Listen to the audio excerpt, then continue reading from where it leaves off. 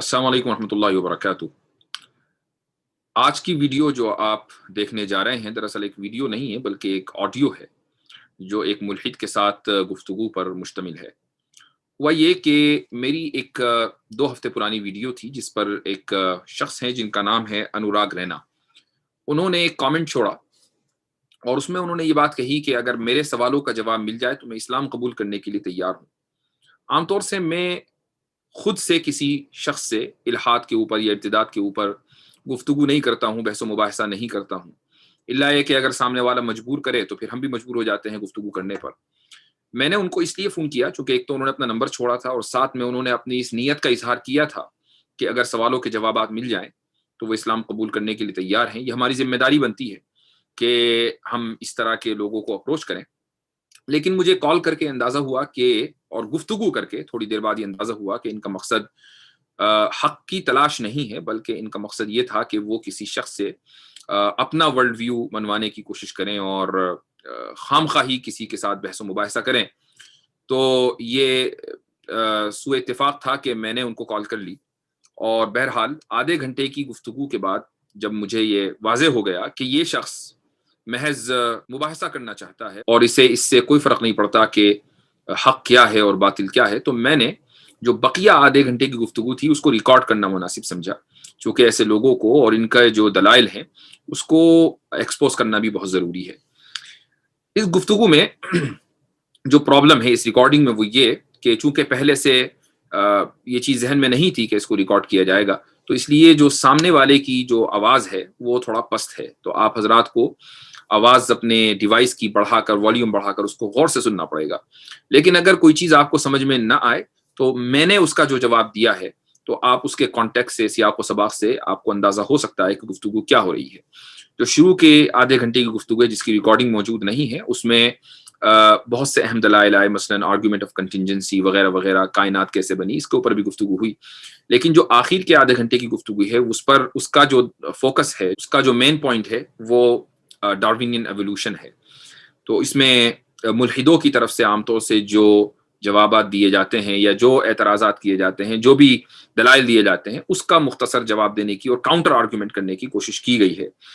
अम, होता ये है कि हमारे जो अक्सर मुल्हिद हैं दुनिया में, खुसूसन उर्दू स्पीकिंग जो मुल्हिद हैं, बल्कि उर्दू स्पीकिंग ही क्या, दुनिया में आप जहाँ भी चले जाएँ, चाहे वो वेस्टर्न कंट्रीज़ में चले जाएँ या ईस्टर्न कंट्रीज़ में, इल्हाद जो फैल रहा है, वो स्कूलों से फैल रहा है, स्कूल की निसाबी किताबों से। आपको अंदाज़ा होगा इस गुफ्तगू को सुनने के बाद कि स्कूल की जो निसाबी किताबें हैं, उसमें किस तरीके से फेक न्यूज़ की तरह उल्टी-सीधी बातें घुसा दी गई हैं और उसके बाद जो बच्चे उन किताबों को पढ़ते हैं, उनका ज़हन ख़राब करने की, उनके ईमान पर डाका डालने की कोशिश की गई है। तो क्योंकि किसी भी गुफ्तगू के इल्मी और हेल्थी होने के लिए ज़रूरी है कि दोनों तरफ के आर्गुमेंट बराबर के हों। इस गुफ्तगू में मसला ये है कि सामने वाले ने जो आर्गुमेंट दिए हैं, उसके तकरीबन सारे के सारे आर्गुमेंट्स वही स्कूल की निसाबी किताबों और करिकुलम के ऊपर मुश्तमिल हैं। तो इसलिए आपको अगर एवोल्यूशनरी साइंस के ताल्लुक से पहले से मालूमात है, तो शायद आपको इसमें कोई नई चीज़ ना मिले। लेकिन मैं फिर भी चाहूँगा कि आप जो मुल्हिदों का एक लो लेवल है एकेडेमिक, आप को कम से कम इतना ज़रूर अंदाज़ा होगा इस ऑडियो को सुनने के बाद कि मुल्हिद क्या सोचता है और उसको क्या चीज़ गुमराह करती है। तो मैं आपका वक़्त ज़्यादा लिए बगैर चाहूँगा कि आप ये ऑडियो सुनें। आदमी ऐसे बल्ब की तरह नहीं चल पड़ा धरती पे। अभी तो आपको मिसाल ही दे रहा हूँ ना कि आदमी बल्ब की तरह जला नहीं होगा। तो वो कैसे जला? मतलब आपने मुझे एम्पिरिकल एविडेंस बताइए एवोल्यूशन का। आप अभी तक बता नहीं पा रहे हो। ये जो आपने कहा ना कि इंसान, ये जो आपने कहा ना कि इंसान बंदर जैसा दिखता है, तो फिर बंदर ही क्यों ना हुआ, इंसान क्यों बन गया? मतलब बंदर ही रहता जिस तरह भाई, नहीं जिस तरीके से, एक बात बताइए, मैं एक मिनट एक सवाल आपसे पूछ लेता हूँ आपसे। मुझे एक बात बताइए कि क्या दुनिया में बंदर खत्म हो गए? मैं बताता हूँ आपको। अरे सर, दुनिया में बंदर खत्म हो गए क्या? मैं उसके बाद बता रहा हूँ ना आपको। तो अगर बंदर हैं तो सारे के सारे बंदर ही रहते। उनमें से कुछ बंदरों ने क्यों डिसाइड किया कि हमें इंसान बनना है? मैं बताता हूँ आपको कि जैसे हम इंसान है, आप भी इंसान है, ठीक है ना। अगर हम ऐसा करें कि साइबेरिया में चले जाएं, वहाँ पे बहुत ठंड पड़ती है, बर्फ पड़ती है, ठीक है ना, वहां पे रहना शुरू कर दें और नंगे जिस्म रहना शुरू कर दें। किसके तो साथ? फिर क्या होगा, नंगा जिस्म रहना शुरू कर दें, कपड़े पहनना बंद कर दें। ओके साइबेरिया में जाके ओके जहाँ पे बर्फ पड़ती है, कपड़े पहनना बंद कर दें, हम नंगे रहना शुरू कर दें, खाल खूल पहनने का मतलब पीना शुरू कर दें, या कपड़े कपड़े से तंग रखना शुरू कर दें। उससे क्या एवोल्यूशन होगा, हमारे शरीर पे बाल आने शुरू हो जाएंगे, हमारे शरीर पे ना आएंगे बाल, हमारी अगली पीढ़ी पे या उससे अगली पीढ़ी पे या 10 पीढ़ी बाद ऑटोमेटिकली बाल आना शुरू हो जाएंगे सर। वो जब आएंगे ना, जब हम बचेंगे। ठंड को रोकने के लिए पहले तो बचना जरूरी है ना सर, समझ नहीं रहे बात भाई। बचेंगे, आग से बचेंगे, कैसे आग से बचेंगे? अभी अभी मेरी बात सुनो। नहीं, अरे अरे एक बात बताइए, एक आदमी, चलिए मैं कहता हूँ आप डिसाइड करो, आज आप डिसाइड करो कि भाई मैं साइबेरिया की सर्दी में नंगा रहूंगा, तो आप मुझे बताओ कि फ्रॉस्ट बाइट से कैसे बचोगे? साइबेरिया में जो भालू रहता है वो फ्रॉस्ट बाइट से कैसे बचता है? मैं तो भाई वो तो आप बताओगे कैसे बचता है। मैं आपसे सवाल कर रहा हूँ, आपने कहा कि अगर इंसान साइबेरिया में चले जाए तो उसके बाल उग जाएंगे, भालू जैसी खाल उग जाएगी। तो पहले तो बचेगा ना, पहले तो बचेगा ना, वो बचेगा कैसे? हाँ, बचेगा वो अपने पत्ते लगाएगा, पत्ते लगाएगा ना, पत्ते लगाएगा, बचेगा। अगर मैं वही बोल रहा हूँ, तो सर्वाइव कर जाएगा। ठीक है, इसका मतलब ये है, सुनिए, इसका मतलब ये है कि वो आग जला के पत्ते ओढ़ के सर्वाइव करेगा, राइट? सर्वाइव करेगा तो उसके तो फिर बाल क्यों उगेंगे? क्योंकि उसके शरीर को जरूरत महसूस होगी कि भाई जब वो पत्ते लगाकर आग जलाकर सर्वाइव कर गया, तो अब उसको बाल की जरूरत क्यों है, भालू वाली? क्योंकि उसको ज्यादा ठंड होगी, उससे उसका काम नहीं चलेगा।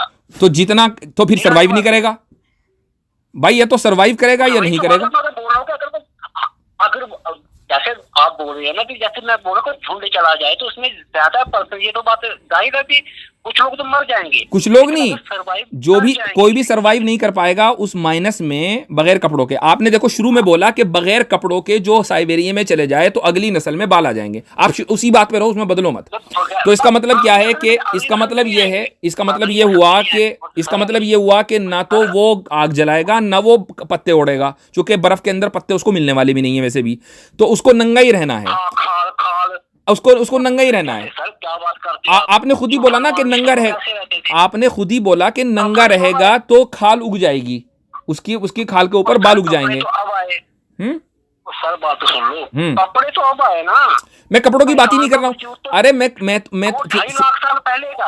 अरे सर मैं आपकी बात कर रहा हूँ कि आपने मुझे अभी एक अजीबो गरीब थ्योरी ये दी कि अगर साइबेरिया में नंगे रहो तो अगली नस्ल में बाल उग जाते हैं। तो मुझे ये बताओ कि सरवाइव कैसे करोगे उस वक्त? सारे इंसान ने आग जलानी सीखी, उससे पहले इंसान के पास कहाँ थी आग? ये तो आप कह रहे हो ना, ये तो हम तो नहीं मानते। आप इसको ये बात तो ये ना कि आप कहानी उल्टा पकड़ रहे हो, ये तो आप कह रहे हैं ना। आप क्यों नहीं मानते हो? मुझे बताओ ना, आप क्यों नहीं मानते हो? इसलिए कि मेरे पास तो देखें बहुत सारे कारण हैं कि जिसकी वजह से मैं एवोल्यूशन की स्टूपिडिटी के ऊपर यकीन नहीं कर सकता। लेकिन मुझे एक कारण मुझे भी बताइए ना। क्या एक कारण मुझे भी बताइए, क्यों नहीं मानते आप? मैं तो भाई एक बात सुनिए, आप मुझसे मेरे आग की कोई तो आज से 30,000 साल पहले या 10,000 साल पहले मेरे कहने का वजूद तो 2.5 लाख साल पहले का। इसका कोई सबूत आपके पास नहीं है कि आप 2.5 लाख साल पहले थे। आपके हिसाब से बस 2,000 साल पहले थे इंसान? नहीं, 2.5 लाख साल पहले नहीं थे, उसका कोई सबूत आपके पास नहीं है। कार्बन डेटिंग, सुनिए मैं आपको बताता हूं आप कैसे पता लगाते हो कि 2.5 लाख साल पहले थे। आप पता लगाते हो कार्बन डेटिंग के जरिए, पता लगाते हो ना। तो आप बताओ ना, वो कितने साल पहले थे? भाई मैं वही तो कह रहा हूं, आपका जो स्टैंडर्ड है वो कार्बन डेटिंग है। कार्बन डेटिंग 5,500 साल के बाद नहीं बता सकती, जो बताएगी वो अंदाजा होगा 5,500 साल। मेरे स्टैंडर्ड खोलो आप बताओ ना फिर कब आए? नहीं, मुझे नहीं पता, नहीं मेरे पास भी नहीं है, इसलिए कि हमें खुदा ने नहीं बताया कि फला तारीख में मैंने तुमको भेजा, ऐसा नहीं बताया, न इसकी जरूरत है। देखो हमें खुदा पर को मानने के लिए इसकी ज़रूरत नहीं है कि खुदा हमें ये बताए कि मैंने तुमको 4000 साल पहले भेजा या 6000 साल पहले भेजा। हिस्ट्री की ज़रूरत नहीं है, सिर्फ इसकी ज़रूरत है कि खुदा है और खुदा हमसे ये चाहता है कि हम उसकी इबादत करें। हिस्ट्री की हमें ज़रूरत है दुनिया में रहने के लिए, हमें जन्नत में जाने के लिए हिस्ट्री, दुनिया की हिस्ट्री जानने की ज़रूरत नहीं है। हमें दुनिया में रहने के लिए दुनिया की हिस्ट्री की ज़रूरत है। अब मुझे आप ये बताएं कि आप तो चूंकि एवोल्यूशनिस्ट हैं, अभी तक के आप अपने आप को ये साबित नहीं कर सके कि भैया किस इंपेरिकल डेटा की बुनियाद पर आपने एवोल्यूशन को माना है। खाल वाली बात को आप साबित नहीं कर सके। मैं तो किसी चीज़ की बात नहीं कर रहा हूं, मैं तो सिर्फ वो बात कर रहा हूं कि आप अपनी बात को इंपेरिकल डेटा की बुनियाद पर साबित नहीं कर पाए। मैं सिर्फ ये बात कर रहा हूं। मैं छोड़, आप मुझे मान लीजिए, आप मुझे मान लें मैं गलत हूं, आप थोड़ी देर के लिए मुझे तस्लीम कर लें, आप मुझे मान लीजिए मैं गलत हूं, आपको मैं मान लेता हूं सही हो, लेकिन सही होने के लिए, लेकिन आपके सही होने के लिए आपका जो स्टैंडर्ड है इंपेरिकल डेटा, तो इंपेरिकल डेटा की बुनियाद पर सबूत तो होने चाहिए ना। सर मेरी बात तो सुनो ना आप। जी, मैं बोल रहा हूं कि इंसान 2.5 लाख साल पहले आया। कैसे आया बता, आपने देखा 2.5 लाख साल पहले कैसे आया? आपने 2.5 लाख साल पहले आते हुए देखा? आप बताओ कि इंसान तो है, आप इंसान है, मैं भी इंसान, हम कब आए? नहीं, मुझे नहीं पता भाई, मैं तो आपसे पूछ रहा हूं ना, मेरे पास तो इंपेरिकल डेटा की कोई हैसियत नहीं है। मैं तो इसरार नहीं कर रहा हूं। 2-2.5 लाख साल पहले आया। आपने देखा इंसान को आते हुए 2.5 लाख साल पहले? मेरी उम्र अभी 30 साल है, मैं कैसे देखूंगा? बस, तो कैसे पता चला आपको 2.5 लाख साल पहले आए? तो सर मेरा बाप था, मेरा दादा था, मैं ये तो नहीं कह सकता कि बस 30 साल पहले इंसान है। ये तो कोई भी नहीं कह रहा है, ये तो कोई भी नहीं कह रहा है कि 30 साल पहले आए। यानी 2.5 लाख और 30 साल के दरमियान बीच में टाइम नहीं होता? अभी मुझे इतना तो पता है ना कि हमारा जो उपनिषद है, जो हमारे वेदास हैं, वो 5000 साल पहले लिखे गए भाई। 2.5 लाख और 5,000 साल के दरमियान भी बहुत लंबा गैप है। आप मुझे बताओ कि आपने जो 2.5 लाख साल की, आप 2.5 लाख पे कैसे पहुंचे? 2.5 लाख पर कैसे पहुंचे? 2.5 लाख पे इस साल से पहुंचा कि इंसान जो था पहले होमो सेपियन के रूप में था, बंदर भी नहीं था। ठीक है, कैसे पता लगा? मैं सिर्फ ये पूछ रहा हूं कि आपको पता कैसे लगा? सर वो एविडेंस मिले, उसका स्कल्स मिले। वो एविडेंस कहाँ है? आपने देखे? आपने देखे? आपने खुद रिसर्च की? मैंने नहीं देखा। आपने नेट पे सर्च मारो ना, आप गूगल पे सर्च मारो, आपको दिख जाएंगे वो। ठीक, बहुत अच्छी बात है, बहुत अच्छी बात है। देखिए जी, आप गूगल पर सर्च मारो, आपको दिख जाएंगे, आपने यकीन कर लिया। किताबों में लिखा हुआ है बायोलॉजी की, आपने यकीन कर लिया। लेकिन मजहब की किताबों को आप यकीन नहीं करेंगे, क्योंकि ये तो किताबों में लिखा हुआ है, किताबों में तो कोई भी लिख दे। ये बात तो मैं भी कह सकता हूँ कि दिन में 5000 किताबें छपती हैं। आपने कैसे मान लिया एवोल्यूशन ठीक है? मैंने किताब की बात नहीं कर रहा हूँ, मैं फेस टू फेस बात कर रहा हूँ भाई। अभी तो आपने गूगल की बात की कि नेट पे देखो, एकदम मिल जाएगा आपको। और नेट पे क्या देखोगे आप नेट पे तस्वीर देखोगे ना, उसकी जानकारी लिखी होगी उसकी। तस्वीर लाओ तस्वीर में डाल दूं नेट के ऊपर, आप यकीन कर लोगे जो भी डालूंगा मैं? सर लेकिन उसका एविडेंस होगा, कार्बन डेटिंग होगी, कोई ना कोई तरीका होगा पहचानने का, ये कितना पुराना है। आपने खुद कार्बन डेटिंग की है? आपने फॉसिल्स की खुद कार्बन डेटिंग की है? मेरे हिसाब से आप तो ये भी नहीं मानते हैं कि डायनासोर थे धरती पे। नहीं मानता हूं भाई, मुझे कोई प्रॉब्लम नहीं है, मानता हूं मैं। वो क्यों मानते हैं आप? वो क्यों मानते हैं आप? इसलिए कि वो इसलिए मानता हूं चूंकि उससे मजहब का कोई ताल्लुक नहीं है। होंगे भाई, अगर देखिए भाई, वो तो आपका स्टैंडर्ड है ना मेरे भाई। इंपेरिकल डेटा का तो मेरे लिए कोई मसला ही नहीं है। मैं तो बगैर देखे चीजों को मानता हूं, वो आपका स्टैंडर्ड है। आपके स्टैंडर्ड पर बात हो रही है, मेरे स्टैंडर्ड पर बात नहीं हो रही है। मेरा जो स्टैंडर्ड है वो ये है कि दुनिया में बहुत सी चीज़ें इंपेरिकल डेटा से साबित होती हैं, देखने सुनने से। बहुत सी चीज़ें बगैर देखे बगैर सुने किसी के बताने से साबित होती हैं, और आप भी खुद इसी पर अमल करते हो। मैं इतनी देर से ये कह रहा हूँ कि आपको कैसे पता चला। आपको मैं इस पॉइंट पे लाने की कोशिश कर रहा था कि आप एवोल्यूशन के ऊपर बगैर देखे किसी साइंसदा की बात के सुनने के बाद आप इस बात को मानते हो कि हाँ भाई एवोल्यूशन हुआ है। आपने बायोलॉजिस्ट की बात मानी, आपने एवोल्यूशनिस्ट की बात मानी, तो आपको पता चला कि एवोल्यूशन हुआ है। इसका मतलब ये हुआ कि आपके नज़दीक भी जानने और मानने का तरीका सिर्फ देखना और सुनना नहीं है, बल्कि किसी की बात को मान लेना, किसी क्रेडिबल आदमी की, किसी एक्सपर्ट की बात को मान लेना भी आपके नजदीक जरिया है नॉलेज का, है ना? कुरान को छोड़ दीजिए, अभी कुरान पे बात ही नहीं हो रही है। मैं आपसे सिर्फ ये पूछ रहा हूं कि आपने एक्सपर्ट की बात को सुनकर इस बात को तस्लीम कर लिया, नॉलेज आपको मिल गई। इसका मतलब ये कि नॉलेज के कई सारे जरिए हैं। एक जरिया है देखना सुनना, एक जरिया है एक्सपर्ट की बात को मानना, है ना? नहीं, अलग अलग सोर्स है ना, तो उनमें से एक सोर्स एक्सपर्ट की बात है ना, ये नहीं है? लेकिन अगर अकेले एक्सपर्ट की बात होगी, अगर मुझे आइंस्टाइन आके बोल देता या डार्विन आके बोल देता मुझे, तो मैं नहीं मानता। उसने मुझे सबूत दिखा दिए ना, ये देखो स्केलेटन है, ये देखो डायनासोर के स्केलेटन है, ये देखो अपने होमो सेपियन के स्केलेटन है, ये देखो ऐसे थे आदमी पहले, इतनी बड़ी बड़ी खोपड़ियां थी इनकी, इतने लंबे लंबे हाथ थे इनके, ठीक है ना? फिर तो सही मानना पड़ेगा ना। वो स्केलेटन, मैं वही तो मैं कह रहा हूं कि वो स्केलेटन ना तो आपने देखे, ना आपने कार्बन डेटिंग की कोई रिसर्च पढ़ी। आपने देखा कि भैया देख सकता हूं, वो अमेरिका में पढ़े हुए हैं सर, मैं जाकर देख सकता हूं। देखे तो नहीं ना अभी तक? सर क्या बात करते हैं आप? मैं जाकर देख तो सकता हूँ ना, मुझे पता नहीं। आप जाकर देख सकते हो, लेकिन देखे बगैर आपने इस बात को मान लिया कि आइंस्टाइन ने फला फला ने ये बात बताई है, इसका मतलब ये बात सच होगी चूंकि ये लोग एक्सपर्ट्स हैं। नहीं सर, मैं डार्विन की बात क्यों मानूंगा? मैं डार्विन की बात नहीं मानूंगा भाई। देखूंगा जाके, आपने डार्विन, होगा, लेकिन ना तो आपने आज तक कोई स्केलेटन देखा, ना आपने कोई रिसर्च पढ़ी, लेकिन आपने एक चीज चूंकि मशहूर हो गई, आपने उसको मान लिया कि बात सही होगी। पड़े हुए हैं ना सर, डायनासोर के स्केलेटन पड़े हुए हैं मेरे भाई, पड़े हुए हैं, आपने नहीं देखे, क्योंकि आपके नजदीक जानने का मेयार सिर्फ ये है कि आप देखो। तो जब तक, तो फिर आप ये ना कहो, तो फिर आप ये मत कहो कि मैं तो जब मानूंगा जब देखूं।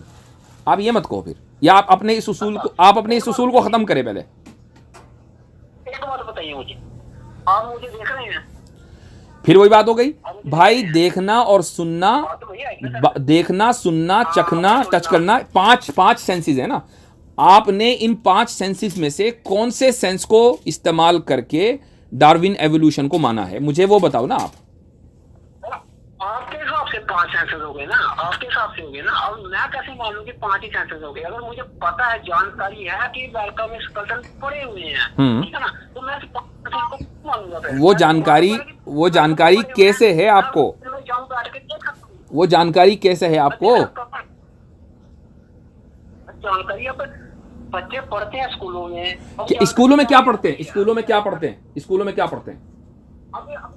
अभी देखो, अभी नहीं, स्कूलों में आपने कहा बच्चे स्कूलों में पढ़ते हैं, स्कूलों में क्या पढ़ते हैं? जो भी साइंटिस्ट की किताबें हैं, जो भी साइंटिस्ट की किताबें दिन में जो भी साइंटिस्ट की किताबें हैं वो पढ़ते हैं। यही तो मैं कह रहा हूँ, इतनी देर से आ गए ना किताब के ऊपर। अभी तो थोड़ी देर पहले आप कह रहे थे अरे तो किताबों में लिखा हुआ कोई भी लिख दे, तो इस तरह तो मैं भी कह सकता हूँ कि साइंस की किताबों में लिख दे कोई भी लिख दे। पूरी तो सुन लीजिए आप मेरी बात, लेकिन वो किताबों में जो लिखा हुआ है और वो चीज पढ़ी हुई है कहीं, तो हम जाके देख सकते हैं उसको। अगर वो किताब में लिखा हुआ है कि ये बात है, वो चीज नहीं पढ़ी हुई कहीं, तो फिर तो हमारा दिमाग ये बोलेगा ना ये बात सच है, ये झूठ है, तो वो पढ़ी हुई है। लूसी का नाम सुना है आपने? लूसी का तो विश्वास करना पड़ेगा। लूसी का नाम सुना है आपने? लूसी का?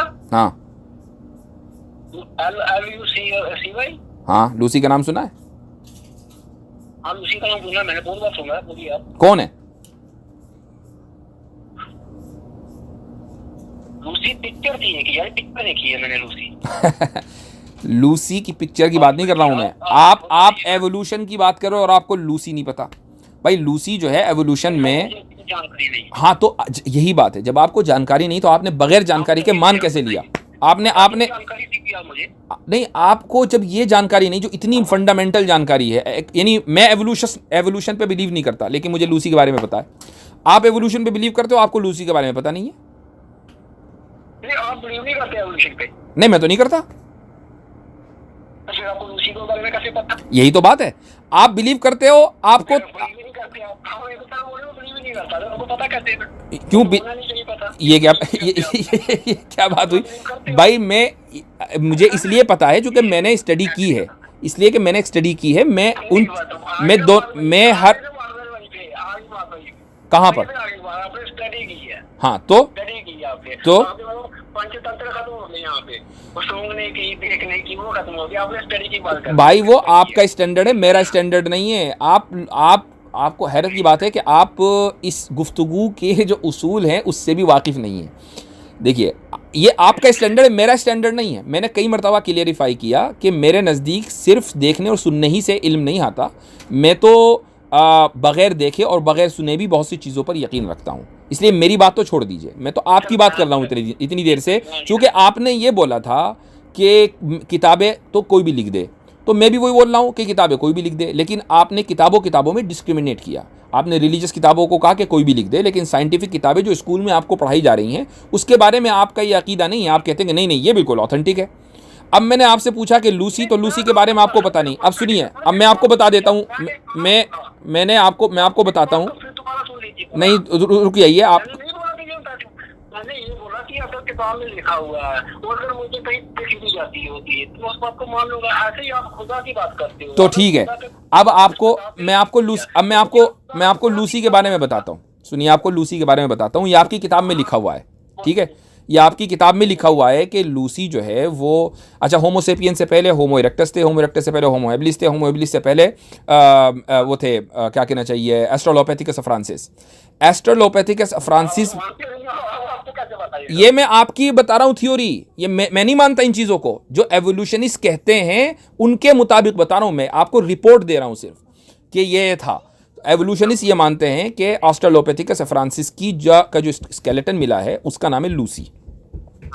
अच्छा, वो ये बोलते हैं कि एस्ट्रोलोपैथिकस फ्रांसिस सबसे पहला लिंक है जिसके यहाँ बाइपेडलिज्म हुआ है। बाइपेडलिज्म का मतलब है जो जिसने दो पैरों के ऊपर चलना सीखा है। ये एप था। एप से ये इंसान बनने की शुरुआत यहाँ से हुई है, एवोल्यूशन इसके नज़दीक। मैं नहीं मान रहा हूँ, एवोल्यूशन इसकी बात कर रहा हूँ।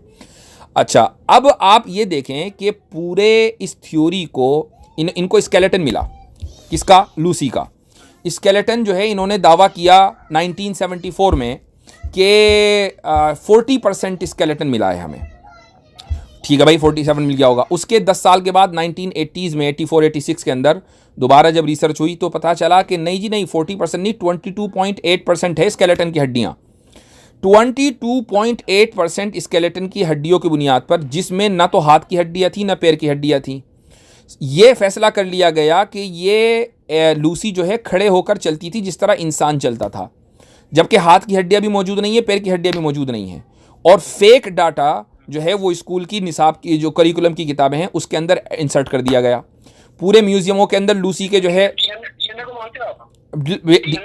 डीएनए को बिल्कुल मानते हैं, लेकिन डीएनए को उतना ही मानते हैं कि जितना मानना चाहिए।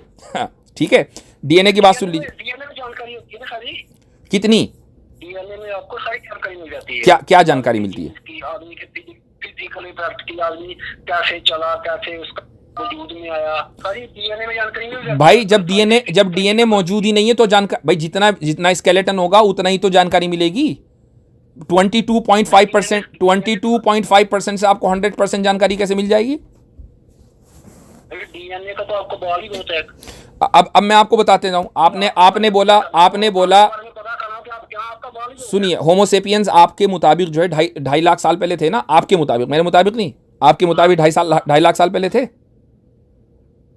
ठीक है, डीएनए जो है अगर 15 डिग्री में हो, 15 डिग्री सेल्सियस में, जो कि एक नॉर्मल टेम्परेचर होता है, तो 1,31,31,000 साल में मुकम्मल डीके हो जाता है। आप उसको पढ़ भी नहीं सकते हैं। तो फिर 2.5 लाख साल पहले का डीएनए कहां से निकल गया भाई? आपको किसने बोला?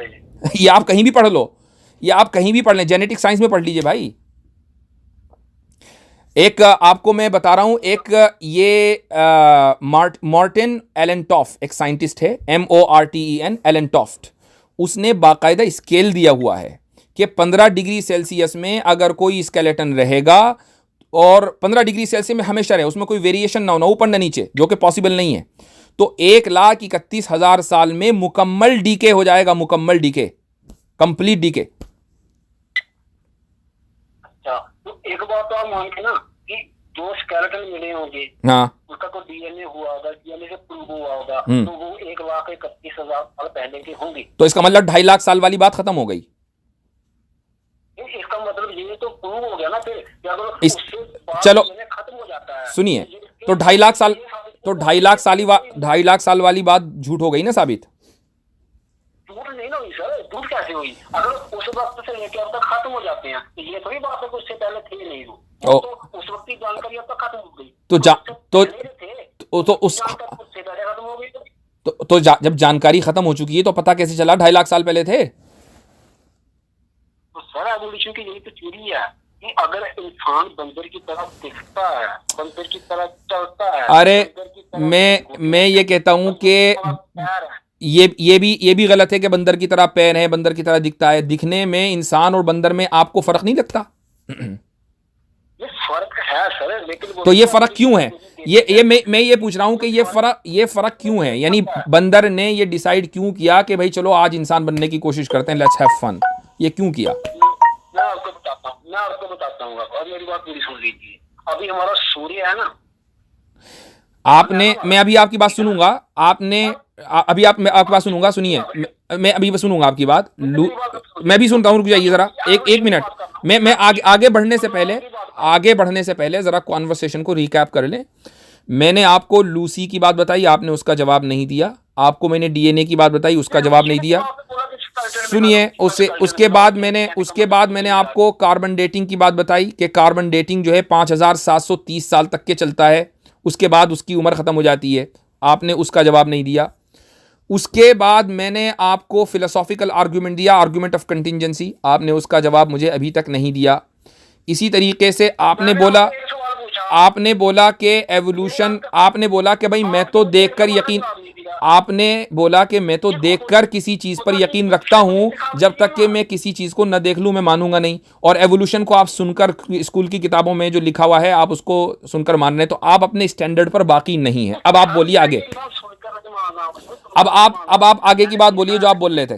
मैंने अपनी बात रिकैप कर दी, चलिए बोलिए। मैं भी थोड़ा रिकैप कर देता हूँ अपनी बात जी। मैंने आपको ये बोला था कि अगर आप एवोल्यूशन की थ्योरी को नहीं मानते जी, ठीक है ना, अब आप ये बात मानते हो कि इंसान बंदर से इंसान बना, ठीक है ना, तो आपने ये साबित कैसे कर देना है कि इंसान ऐसे बल्ब की तरह जग गया यहाँ पे, बल्ब की तरह जैसे बल्ब जगता है ऐसे इंसान बस प्रकट हो गया यहाँ पे। तो बल्ब, अच्छा तो बल्ब कैसे जला? तो दूसरी बात तो नहीं सुन लो सर। नहीं, यही तो मैं यही तो पूछ रहा हूँ, बल्ब कैसे जला? नहीं, वो उसे क्यों छोड़िए। आपने कहा कि आप कैसे साबित कर सकते हो कि इंसान बल्ब की तरह जल गया? मैं कहता हूं बल्ब कैसे जला। मैं वही एग्जांपल आपसे पूछ रहा हूं कि बल्ब कैसे जला अचानक। मैं आपको वही जवाब दे रहा हूं कि बल्ब में एवोल्यूशन क्यों नहीं हुआ, अचानक कैसे जल गया? बल्ब का जलने का बड़ा लंबा प्रोसीजर है, एवोल्यूशन है उसमें, कैसे नहीं है एवोल्यूशन, क्या बात कर रहे हैं सर आप? अरे वो एवोल्यूशन जो है नॉलेज में है, बल्ब के पीछे जो है एवोल्यूशन नॉलेज में है, बल्ब के क्रिएशन में नहीं है। पहले सर उसके अंदर बल्ब बना, कहने का मतलब फिर उसके अंदर कॉइल लगी। हाँ, तो बिल्कुल ऐसे ही, वो तो हर चीज में होता है। ऐसे ही इंसान है कि इंसान के जो है, इंसान में माइक्रो इस इंसान में जो है, सुनिए, मॉलिक्यूल्स बने, उसमें सेल्स बने, सेल्स के बाद जो है उसके बोन्स बनी, उसके गोश्त बना, उसके बाद वो तो सब चीजों में है। हाँ, लेकिन ऐसा तो नहीं हुआ ना कि बल्ब पहले पंखा था, फिर आहिस्ता आहिस्ता चलते पंखा बल्ब बन गया, ऐसा तो नहीं हुआ ना। अच्छा, पहले पंखा था बल्ब? अच्छा, पहले पंखा था, फिर क्या था? अच्छा, बल्ब नहीं था, बल्ब पहले जमीन में धसा हुआ लोहा था, लोहे का टुकड़ा था, कांच था, जमीन में धसा हुआ था, ठीक है ना, उसको निकाला गया। किसने निकाला? मैं वही उसी पर आ रहा हूँ, उसको किसने निकाला?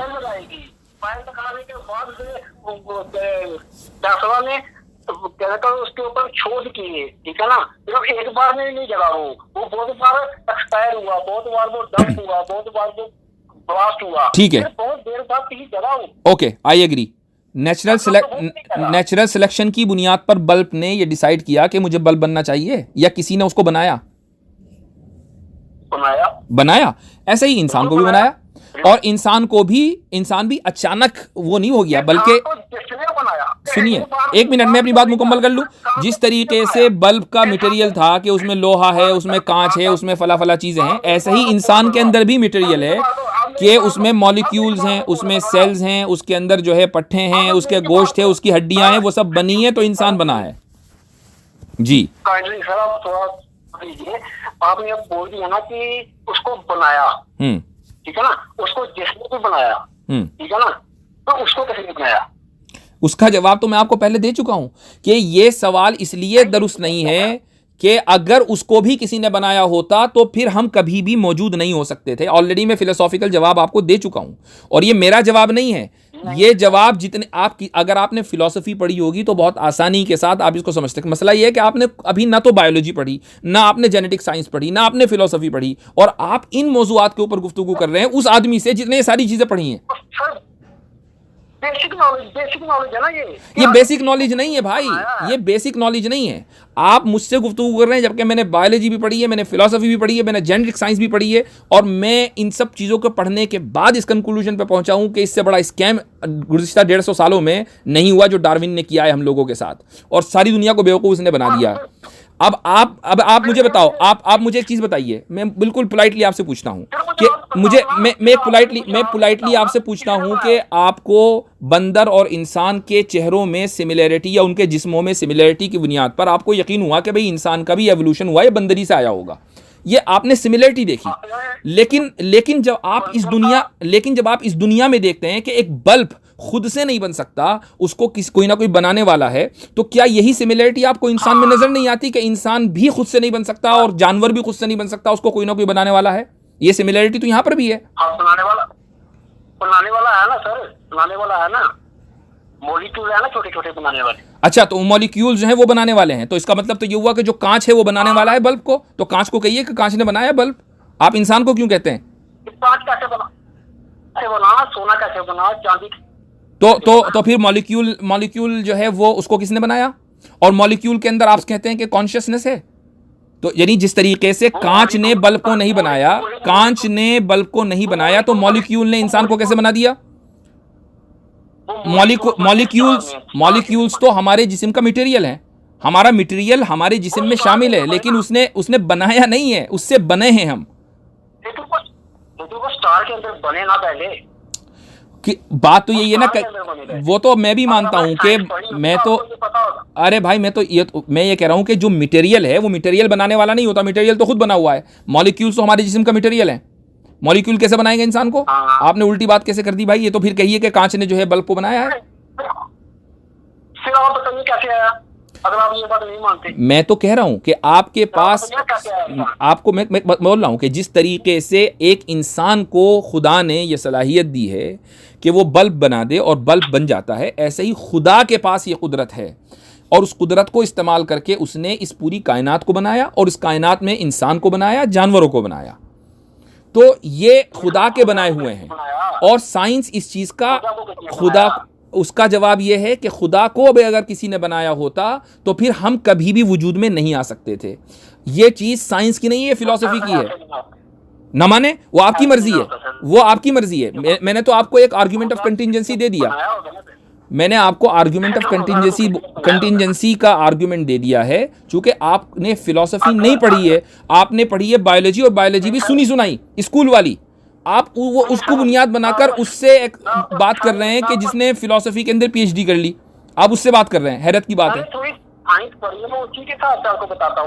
आपकी साइंस तो भाई, आपको ना तो ये पता कि डीएनए का चार्ट आपको नहीं पता, कार्बन डेटिंग का चार्ट आपको नहीं पता, आपको फ्रांसिस की जो लूसी है उसके स्केलेटन नहीं पता।